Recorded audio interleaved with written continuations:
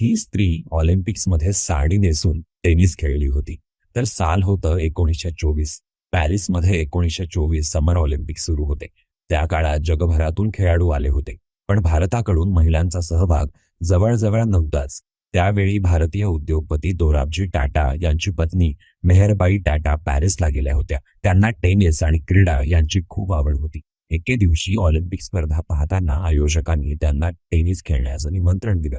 त्या काळात महिला खेळाडू प्रामुख्यानं स्कर्ट किंवा शॉर्ट्समध्ये खेळत असत. पण मेहरबाई टाटा यांनी ठामपणे सांगितलं, मी भारतीय आहे आणि मी साडीमध्येच खेळेन. आणि मग काय, त्या साडी नेसूनच टेनिस कोर्टवर उतरल्या.